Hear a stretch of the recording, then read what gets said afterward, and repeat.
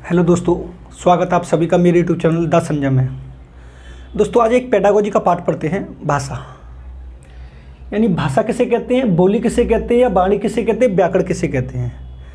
जब आप सीटेट में बैठेंगे दोस्तों, तो इस भाषा चैप्टर से आपको यानी 15 नंबर की एक वो आता है, क्वेश्चन आंसर पेडागोजी के आते हैं, और 15 नंबर के आपके पैसे जाते हैं छांटने के लिए। ऐसे आप यूपी टेट में बैठेंगे तो 2 से 3 क्वेश्चन आपको हिंदी से मिलेंगे पेडागोजी से। सुपर टेट में आप बैठेंगे तो 4 से 5 क्वेश्चन मिलेंगे। यानी आज की वीडियो में आपको कंपलसरी, आप किसी भी टेस्ट में बैठे हैं, 3 से 4 क्वेश्चन मिलने के पूरे चांस रहते हैं। अगर आप इस वाली वीडियो से सी टेट में बैठते हैं दोस्तों, तो 3 से 4 क्वेश्चन आज की वीडियो में कंपलसरी मिलेंगे आपको।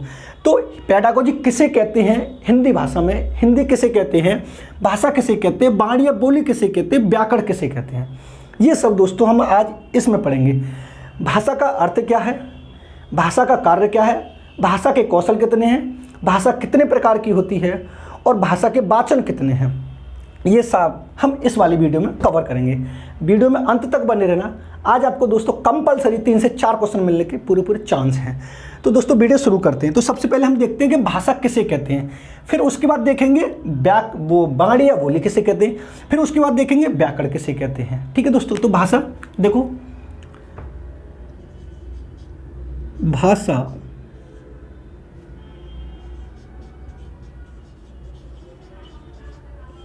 मौखिक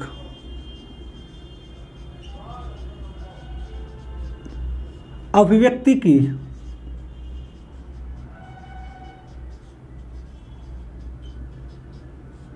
आधारशिला होती है। ठीक है दोस्तों, भाषा के द्वारा मनुष्य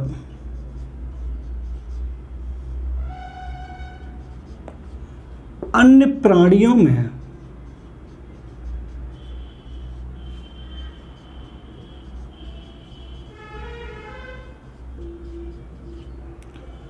सर्वश्रेष्ठ प्राणी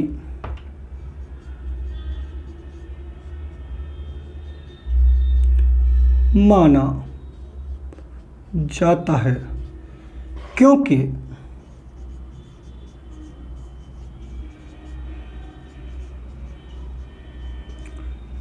उसकी भाषा को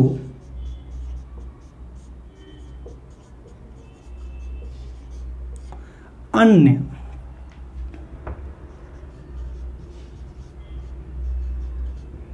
प्राणी भी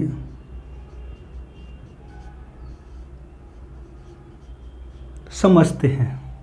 नेक्स्ट लाइन से, भाषा के द्वारा व्यक्ति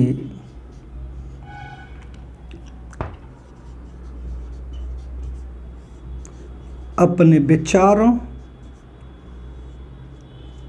संवेग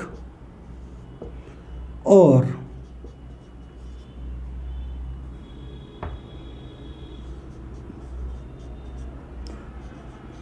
बातों का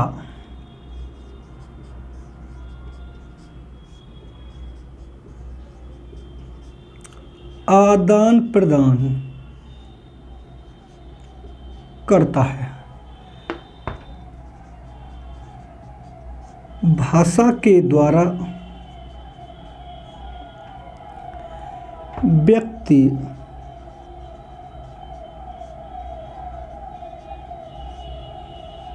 अपनी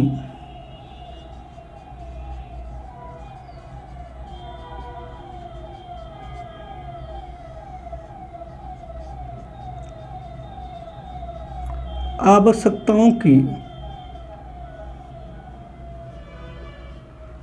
पूर्ति करता है। अब समझें दोस्तों, भाषा किसे कहते हैं। यानी भाषा मौखिक अभिव्यक्ति की आधारशिला होती है। कैसे, यानी जब भी व्यक्ति कोई बात बोलता है या किसी अन्य व्यक्ति किसी बात को बोलते हैं तो किसके द्वारा बोलते हैं, भाषा के द्वारा, यानी मौखिक के द्वारा। अगर किसी व्यक्ति की पहचान होती है तो किसके द्वारा होती है, मौखिक के द्वारा। सपोज ये एक व्यक्ति है और ये एक व्यक्ति है, ये व्यक्ति बिहार का और ये व्यक्ति अलीगढ़ का है, और ये दोनों व्यक्ति आपके सामने बिल्कुल एक जैसे कपड़े पहना के ला के खड़े कर दिए जाएं तो आप बता सकते हैं ये बिहार का, ये अलीगढ़ का? जी नहीं। लेकिन जब ये मुंह खोलेंगे, जब अपनी बात प्रकट करेंगे, जब अपनी भाषा बोलेंगे, तभी आप बता देंगे ये तो बिहार का है और ये अलीगढ़ का है। यानी किसी व्यक्ति की जो पहचान होती है उसकी मौखिक अभिव्यक्ति से होती है, उसकी भाषा से होती है। अगर आप बिहार की तरफ जाएंगे तो बिहार की अपनी भाषा है, अगर आप राजस्थान की तरफ जाएंगे राजस्थान की, अगर आप उस तरफ जाएंगे आगरा, कहीं पर भी चले जाएं, यानी किसी व्यक्ति की जो पहचान होती है उसकी मौखिक अभिव्यक्ति होती है, यानी उसकी भाषा होती है। यानी भाषा के द्वारा अन्य प्राणियों में सर्वश्रेष्ठ प्राणी माना गया मनुष्य को। कैसे कि मनुष्य के पास एक अपनी भाषा होती है, वो जिसे अन्य प्राणी भी समझते हैं, लेकिन अन्य प्राणी किसी और की भाषा को नहीं समझ पाते हैं क्योंकि उसकी भाषा को अन्य प्राणी भी समझते हैं। अब देखो यहाँ पर भाषा के द्वारा व्यक्ति अपने विचारों, तथ्यों, संवेगों, बातों का आदान प्रदान करता है और भाषा के द्वारा अपनी आवश्यकताओं की पूर्ति करता है। अब आवश्यकताओं की पूर्ति कैसे करता है दोस्तों? सपोज आपको प्यास लग रही है, आप बोल दोगे ना कि मैं अभी पानी पी के आ रहा हूँ या पानी पी के आ रही हूँ, मुझे खाना चाहिए, मुझे भूख लग रही है। जो आप ये इन बातों का प्रयोग कर रहे हैं, जो ये बात बोल रहे हैं, जो ये भाषा बोल रहे हैं, उसके द्वारा ही तो आपकी आवश्यकताओं की पूर्ति हो रही है। यानी एक व्यक्ति को भूख लग रही है, तब तक वो अपने मुँह से कुछ बोलेगा नहीं, तब तक हम उसको जान सकेंगे? जी नहीं। तो भाषा के द्वारा व्यक्ति अपनी आवश्यकताओं की पूर्ति भी कर सकता है। ये आप नोट कर लीजिए, एक मैं नोट डाल के डाल रहा हूँ, जब तक आप इसे नोट कर लीजिए।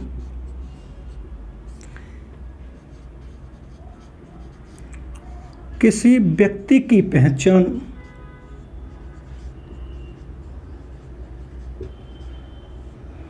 उसकी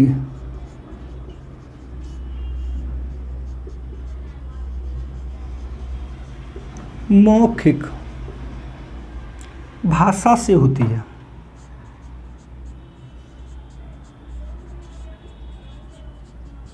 यानी किसी व्यक्ति की जो पहचान होती है वो किससे होती है? उसकी मौखिक भाषा से होती है, क्योंकि जब भी वो मुंह खोलेगा तो उसका पता चलेगा कि ये किससे हो रही है। आप इसे नोट कर लीजिए।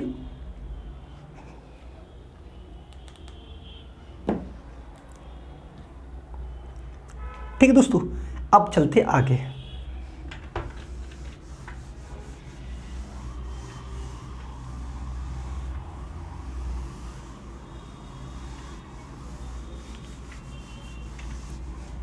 अब देखते हैं दोस्तों भाषा के प्रकार।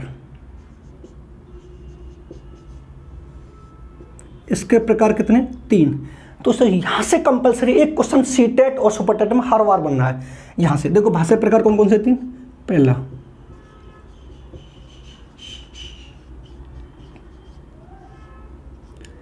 सांकेतिक भाषा, दूसरा मौखिक भाषा, तीसरा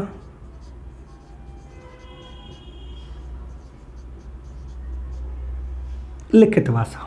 ठीक है दोस्तों, अब यहां पर नोट डाल के देखो सांकेतिक भाषा किसे कहते हैं, मौखिक भाषा किसे कहते हैं और लिखित भाषा किसे कहते हैं। देखो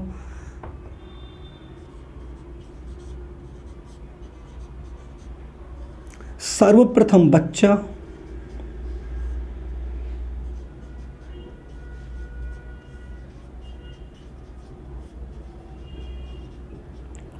सांकेतिक भाषा का प्रयोग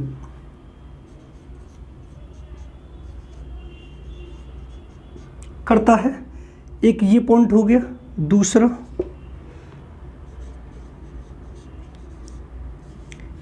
किसी व्यक्ति की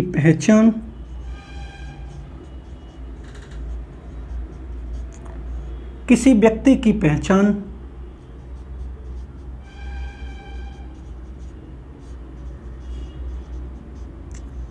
मौखिक भाषा से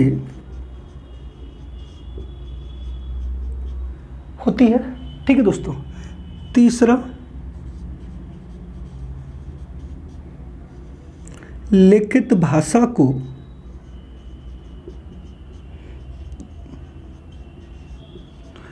द्वितीयक या द्वितीय या गौड़ भाषा भी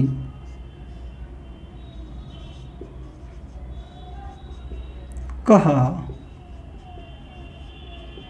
जाता है। नेक्स्ट,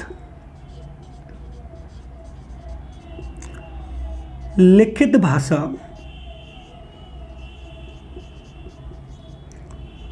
उत्पाद यानी प्रोडक्ट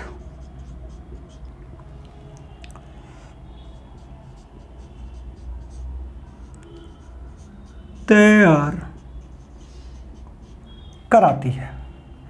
अब यहां से दोस्तों समझना, अगर उसने पूछा कि भाषा के कितने प्रकार हैं, 3 बताने, सांकेतिक भाषा, मौखिक भाषा, लिखित भाषा, ये क्रम में है दोस्तों।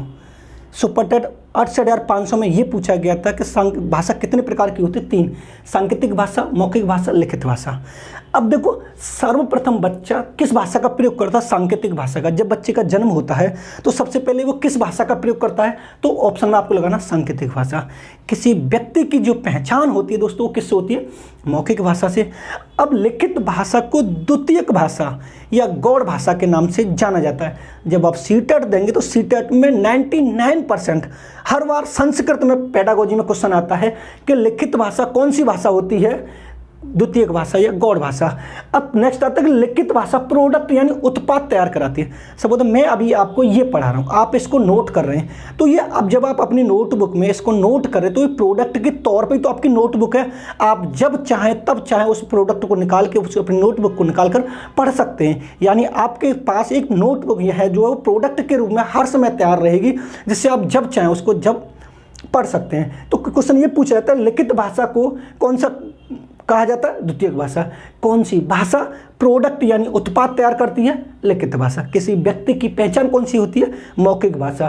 सांकेतिक भाषा सबसे पहले प्रयोग कौन करता है, बच्चा करता है। आप इसको नोट कर लीजिए, वेरी वेरी इंपॉर्टेंट है, यहाँ से आप इसको नोट कर लीजिए।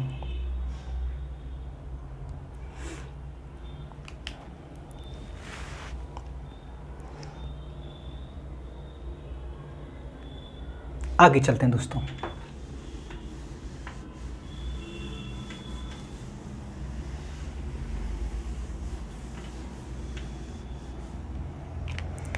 देखो,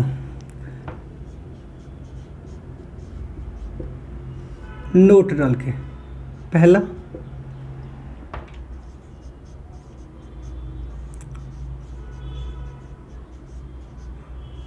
भाषा विकास का सिद्धांत किसने दिया, चॉम्स्की।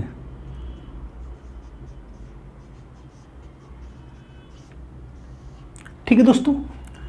दूसरा,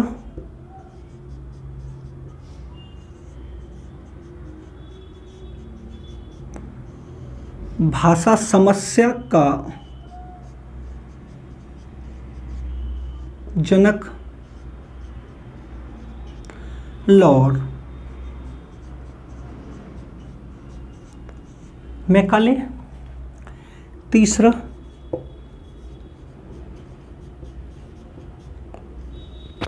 त्रिभाषा सूत्र, ये किसने दिया है, कोठारी आयोग ने।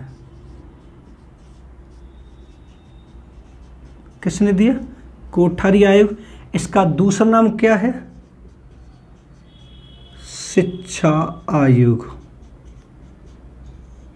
ये कब आया शिक्षा आयोग, कोठारी आयोग, 1964 या 1966।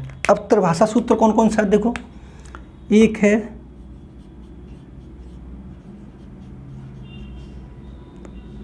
मातृभाषा या क्षेत्रीय भाषा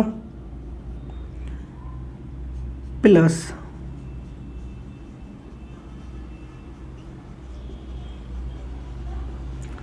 प्रादेशिक भाषा प्लस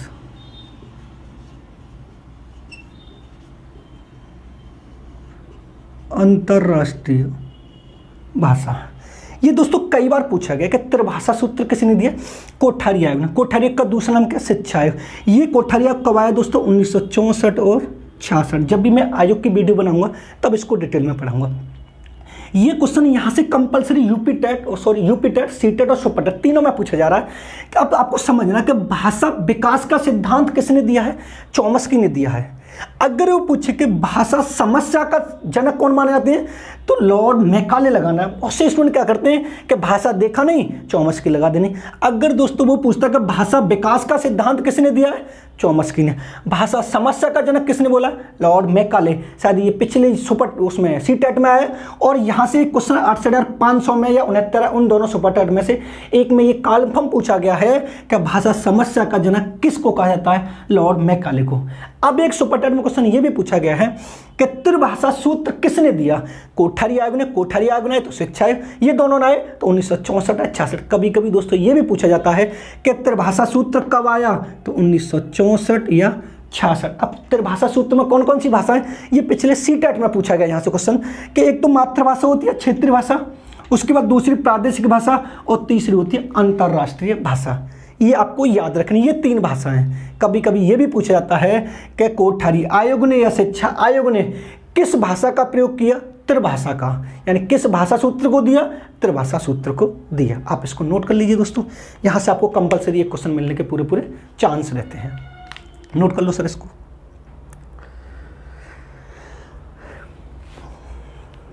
आगे चलते हैं दोस्तों।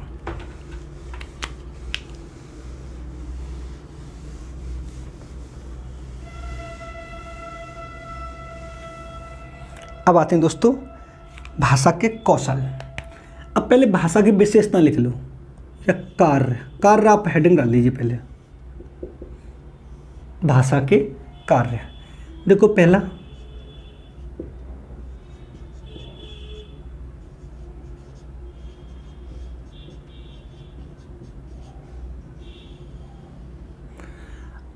आवश्यकताओं की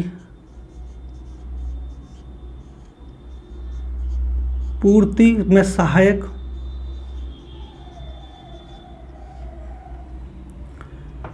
दूसरा,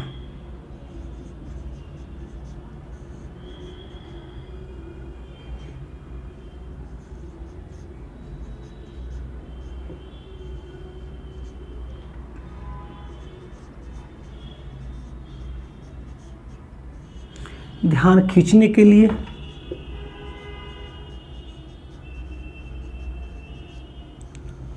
सामाजिक संबंध के लिए,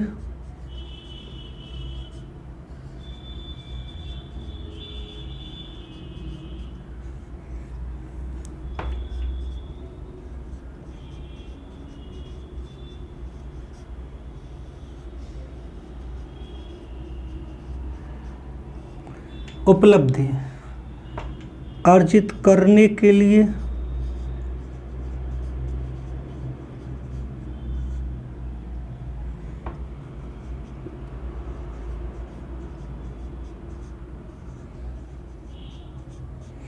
दूसरों को प्रभावित करने के लिए,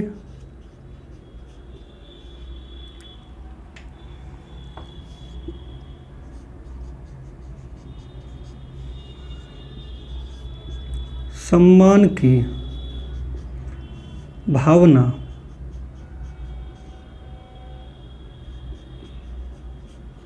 जागृत करने के लिए,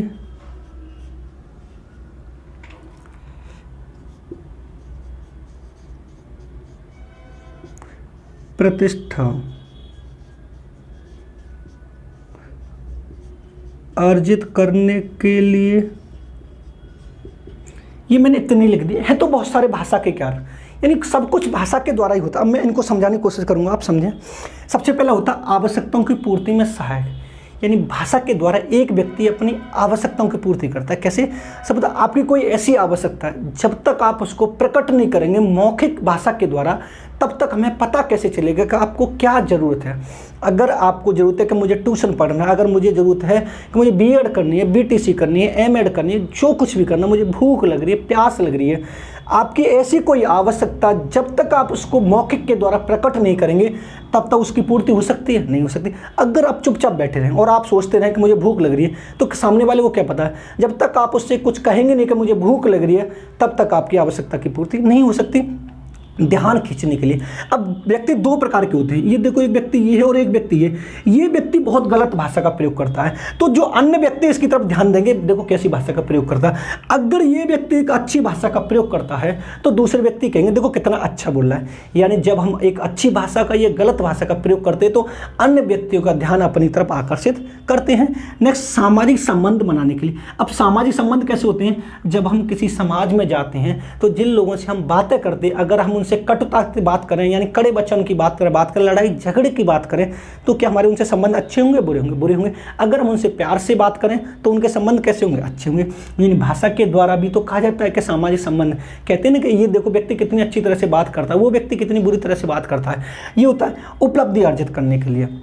सपोज आप लोगों ने बीएड बीटीसी जो भी कुछ कर रहा हो, तो उसके लिए जब आप पेपर दे के आते हो, एग्जाम लिख के आते हो, तो मौखिक भाषा ही तो लिख के आते हो। आपने जो सीखा उसे अपने विचार ही तो प्रकट करते हैं, उसके आधार पर आपको मिलता है उपलब्धि। सपोज आपने एक पेपर लिखा 100 नंबर का, 100 नंबर के बाद एक व्यक्ति के आ रहे 70 नंबर, एक के आ रहे 60 नंबर, एक के आ रहे 85 नंबर। अब इन तीनों के अलग अलग क्यों आ रहे, जबकि लिख कर तो सेम आए, लेकिन इन तीनों ने जो अपनी भाषा वहाँ पर प्रकट की है उनको नंबर दिए कि आप 85 नंबर के हिसाब से भाषा प्रकट कर रही है, आपने 70 का, आपने 60 से। आपने जो 100 नंबर में से जो जिस भाषा को लिखा है वहाँ पर आपकी भाषा उपलब्धि ला के 85 नंबर, आपकी भाषा 70 लाख, आपकी भाषा 60 लाख। यानी आप वहाँ पर जो भी बात करते हैं, जो भी लिखते हैं, उसी के आधार पर आपकी उपलब्धि मिलती है। ठीक है दोस्तों। नेक्स्ट कौन सा है? दूसरों को प्रभावित करने के लिए। आप अपने भाषा से दूसरों को प्रभावित भी कर सकते हैं या नॉर्मल कर सकते हैं। अगर आप एक अच्छे बिल्कुल वक्ता हैं तो आप दूसरों को प्रभावित भी कर सकते हैं। सम्मान की भावना जागृत करने के लिए। जब आप हर किसी व्यक्ति से ढंग से बात करेंगे तो सामने वाले व्यक्ति के दिमाग में भी या मन में भी आपके प्रति सम्मान की भावना जागृत होगी कि यार ये व्यक्ति बहुत अच्छा, सबसे प्यार से बात करता है, तो उसे सम्मान भी देना चाहिए। प्रतिष्ठा अर्जित करने के लिए। अब जब आप किसी भी क्षेत्र में उपलब्धि हासिल करते जाते, जब आपका एक नाम हो जाता है तो आपको प्रतिष्ठा मिलती है। लेकिन ये सारे कार्य जो होते हैं वो किसके द्वारा होते हैं दोस्तों? भाषा के द्वारा। बिना भाषा के आप कर सकते हैं? नहीं कर सकते। या तो मौखिक रूप से होगी, या लिखित रूप से होगी, या सांकेतिक रूप से। क्योंकि मैंने आपको भाषा के 3 प्रकार बताए हैं, सांकेतिक, मौखिक और लिखित। यानी भाषा के 3 प्रकार अभी बताए, सांकेतिक, मौखिक और लिखित। इन तीनों भाषा का प्रयोग करके आप इनका कार्य करते हैं। ठीक है दोस्तों, आप इनको नोट कर लीजिए, आप इनको नोट कर लीजिए।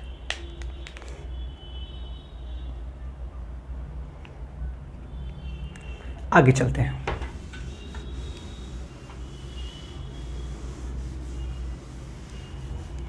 अब आते हैं भाषा के कौशल।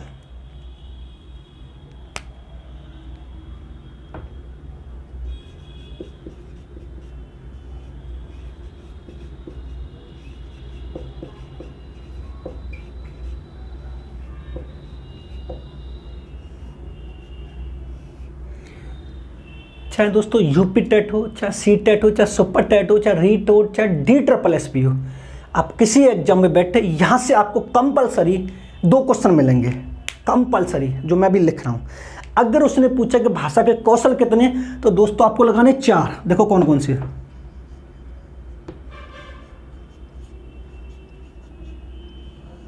सुनना, बोलना, पढ़ना,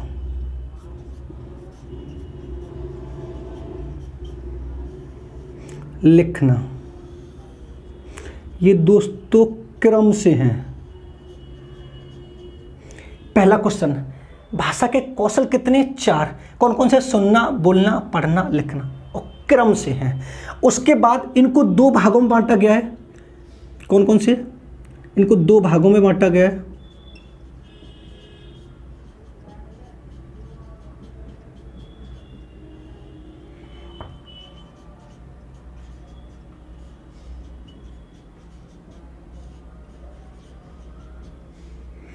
नंबर 1,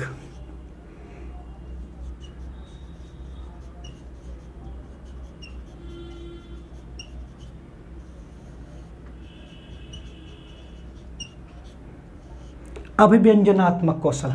अब अभिव्यंजनात्मक कौशल कौन कौन से होते हैं दोस्तों? यानी अभिव्यंजनात्मक कौशल वो कौशल होते हैं जिन कौशलों के द्वारा हम कुछ न कुछ प्रकट करते हैं। अब सुनेंगे तो ग्रहण करेंगे। मैं एक अभी और दूसरा लिख दे रहा हूं, तब आपको समझ में आएगा। दूसरा होता है ग्रहात्मक कौशल।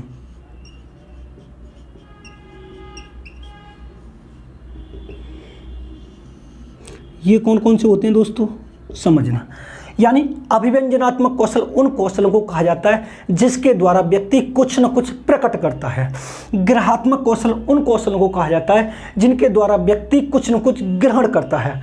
तो पहला कौशल कौन सा है, सुनना है। तो जब हम सुनेंगे तो ग्रहण ही तो कर रहे हैं। अगर आप मेरी बातों को सुन रहे हैं तो ग्रहण ही तो कर रहे हैं। तो ग्रहात्मक कौशल का अर्थ क्या होता है, ग्रहण करना। तो सुनना किस में आएगा, इसमें आएगा दोस्तों। ठीक है दोस्तों।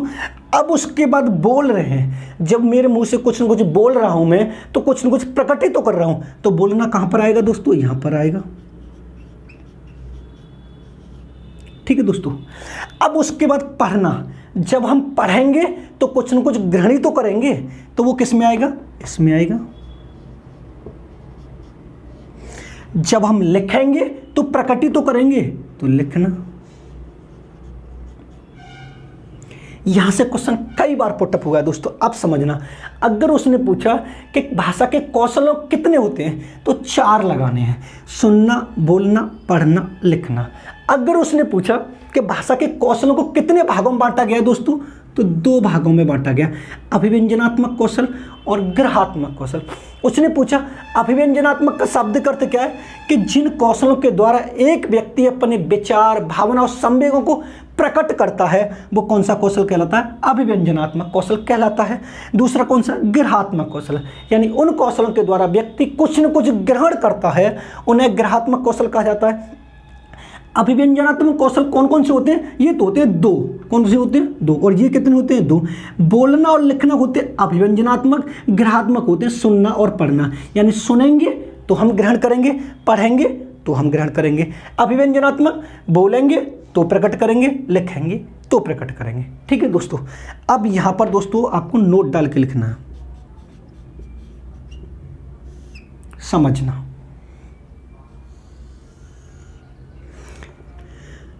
पहला पॉइंट, सुनना कौशल।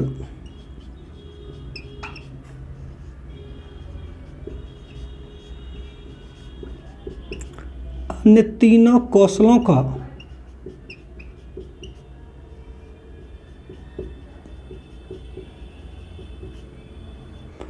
आधार होता है।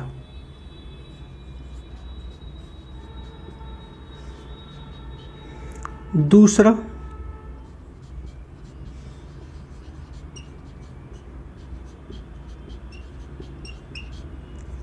मौखिक कौशल से व्यक्ति की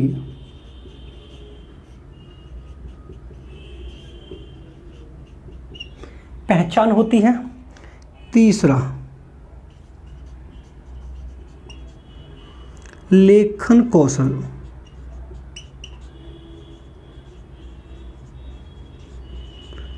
द्वितीय कौशल होता है।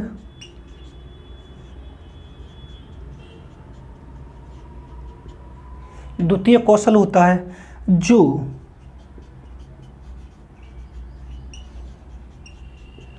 प्रोडक्ट तैयार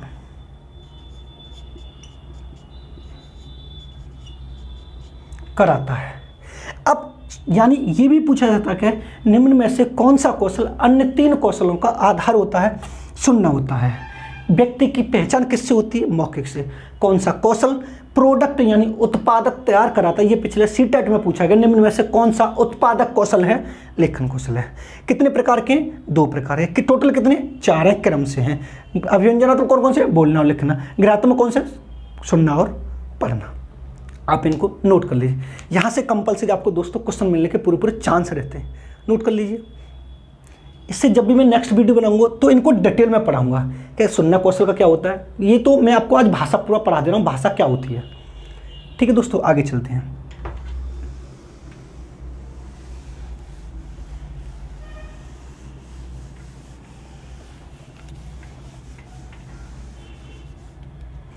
अब दोस्तों आपने पढ़ेंगे वाचन।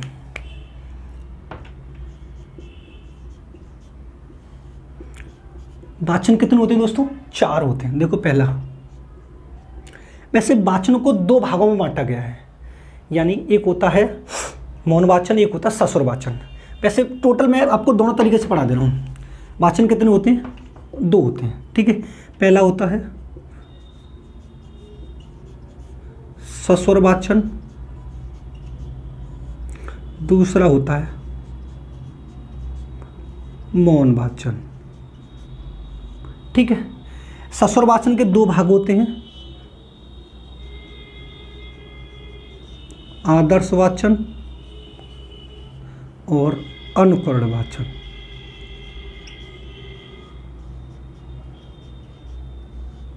या तो आप ऐसे पढ़ लें या फिर मैं आपको ऐसे बता दे रहा हूँ, आप ऐसे लिख लें, ये भी ठीक है जो मैं लिख रहा हूँ। पहला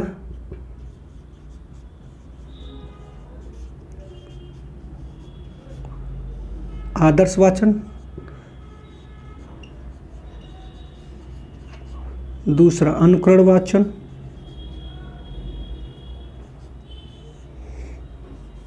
तीसरा सस्वर वाचन और नेक्स्ट है मौन वाचन, ठीक है दोस्तों। अगर उसने पूछा कि वाचन के कितने प्रकार हैं? 2, सस्वर वाचन, मौन वाचन। सस्वर वाचन कितने? आदर्श वाचन, अनुकरण वाचन। मौन वाचन अपना अलग होता है। देखो ये जो आदर्श वाचन होता है ये टीचर से संबंधित होता है,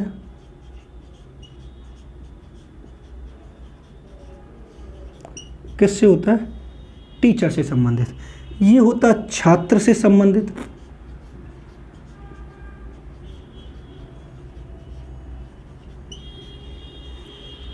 ये होता दोनों से संबंधित,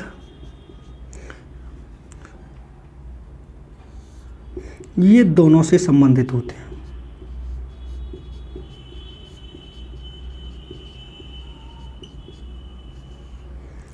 अब समझना आदर्श वाचन किसे कहते हैं दोस्तों। आदर्श वाचन वो वाचन कहलाता है जब एक क्लास में एक अध्यापक कुछ न कुछ पढ़ाता है, वो एक आदर्श वाचन कर रहा है। यानी जब मैं अभी आपको पढ़ा रहा हूँ तो मैं कौन सा वाचन कर रहा हूँ? आदर्श वाचन। जब आप मेरी बातों को लिख रहे हैं, मेरी बातों को सुन रहे हैं, फिर उनको आप कर रहे हैं, तो आप क्या कर रहे हैं? अनुकरण वाचन। यानी अध्यापक के द्वारा किया गया आदर्श वाचन जब छात्र उसको लिखते हैं, पढ़ते हैं, तो कौन सा वाचन करते हैं? अनुकरण वाचन। सस्वर वाचन, मौन वाचन। देखो सस्वर वाचन क्या होता है समझना, मैं आपको वैसे समझ रहा हूँ। ये एक टीचर है, इसने ये पढ़ाया, ये स्टूडेंट है, इसने ये पढ़ा, ठीक है, ये पढ़ा। अब एक टीचर ने ये पूछा कि आप बताइए मैंने आपको क्या पढ़ाया। तो जब एक छात्र अध्यापक द्वारा किए गए आदर्श वाचन का अनुकरण करके उस आदर्श वाचन को अपनी भाषा में अध्यापक को दोबारा से समझाता है, वो कौन सा कहलाता है? सस्वर वाचन।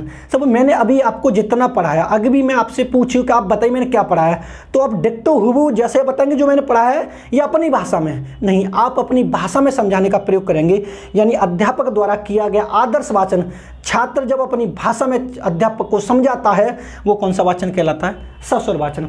यानी अर्थ साहित्य ग्रहण करते हुए जो भी वाचन होता है वो कौन सा कहलाता है? सस्वर वाचन। मौन वाचन में दोनों चुप रहते हैं कि अभी आप थोड़ा बहुत समझ लीजिए, सोच लीजिए, फिर आप मुझसे पूछ लीजिए, ठीक है। आप नोट कर लीजिए इसको।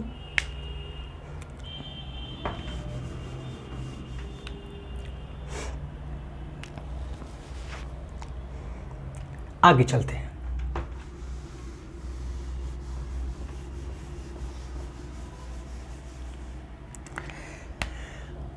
सस्वर वाचन।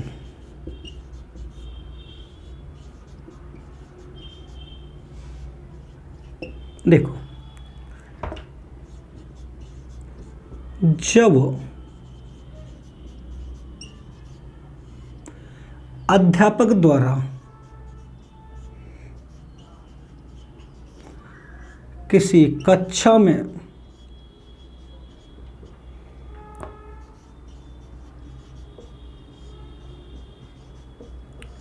किया गया आदर्श वाचन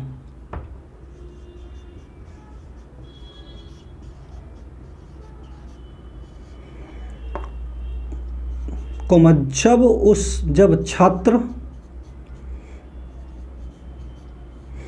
उस आदर्श वाचन को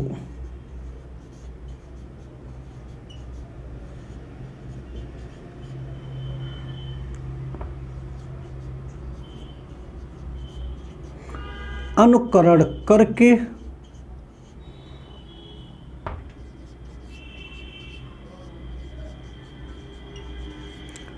उसे अपनी भाषा में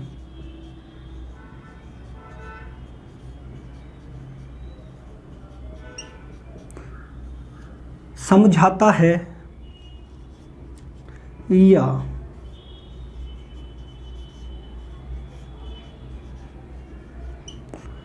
अर्थ साहित्य ग्रहण करता है।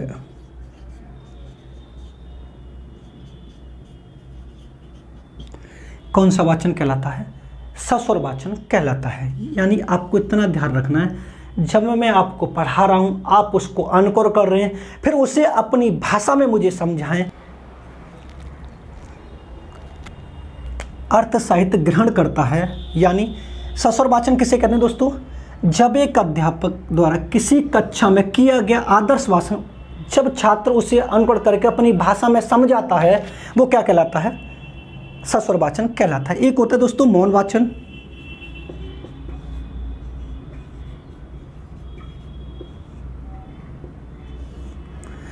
मौन वाचन किसे कहते हैं दोस्तों?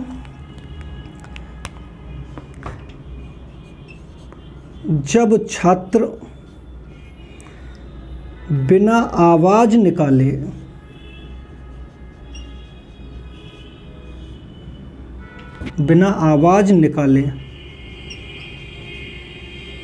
चुपचाप मन ही मन में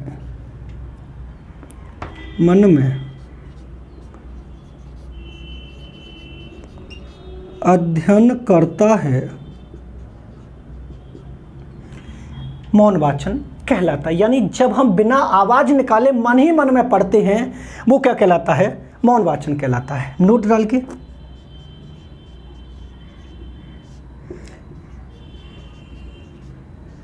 मौन वाचन में सबसे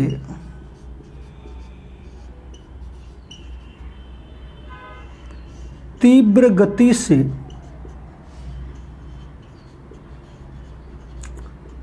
पठन किया जाता है। ठीक है दोस्तों, यानी अगर क्वेश्चन ये पूछे कि किस वाचन में सबसे तीव्र गति से पठन करते हैं, तो मौन वाचन में। मौन वाचन का शब्द अर्थ क्या होता है? बिना आवाज निकाले मन ही मन में पढ़ना मौन वाचन कहलाता है। आप इसको नोट कर लीजिए दोस्तों। आगे चलते हैं।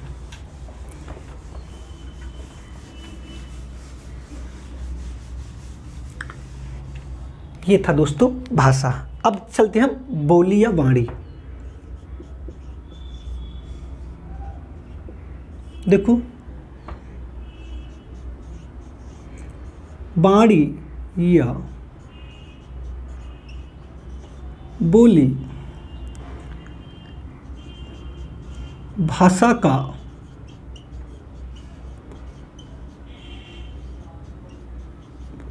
एक विशिष्ट रूप होती है, जो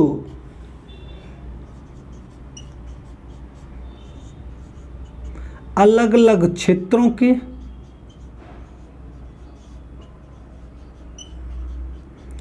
अलग अलग क्षेत्रों की अलग अलग बोली होती है, जो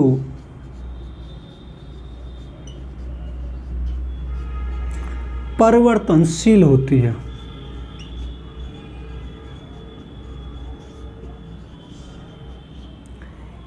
यानी बहुत से लोग ये समझते हैं कि वाणी और भाषा एक होती है, यानी वाणी और बोली एक होती है, भाषा अलग होती है।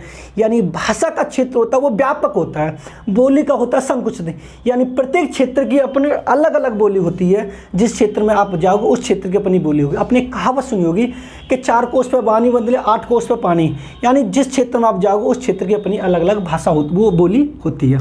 नेक्स्ट आता है व्याकरण। देखो व्याकरण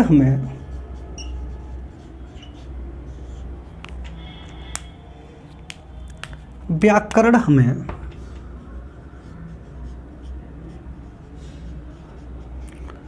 भाषा को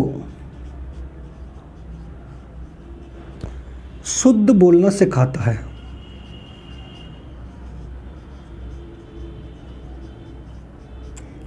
शुद्ध बोलना सिखाता है।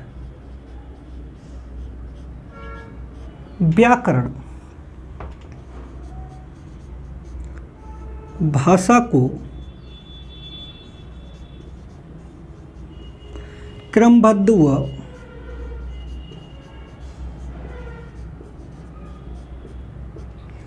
व्यवस्थित रूप प्रदान करता है तथा व्याकरण हमें यह बताता है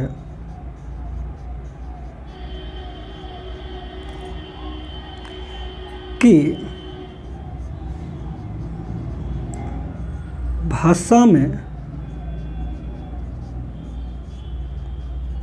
कौन सा शब्द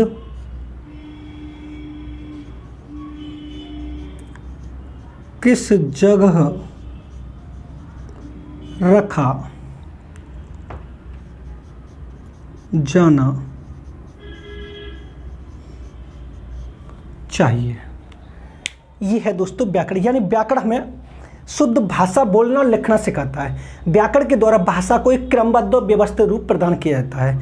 यानी बचपन से ही बालक एक अपनी अनौपचारिक भाषा बोलता है, सही गलत जो भी हो, लेकिन जब भी वो स्कूल में प्रवेश करता है तो उसे भाषा को शुद्ध बोलना सिखाया जाता है और ये सिखाया जाता है कि भाषा को कैसे बोलते और कैसे लिखते हैं। यानी भाषा को क्रमबद्ध और व्यवस्थित रूप कौन प्रदान करता है? व्याकरण करता है। भाषा को शुद्ध लिखने पर बल कौन देता है? व्याकरण करता है।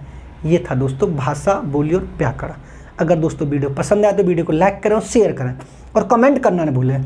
अगर आप हमारे चैनल पर तो हमारे चैनल को सब्सक्राइब करें और बेल आइकन ऑल को प्रेस करें, जिससे आने वाला वीडियो को नोटिफिकेशन आपको मिलता रहे। धन्यवाद दोस्तों।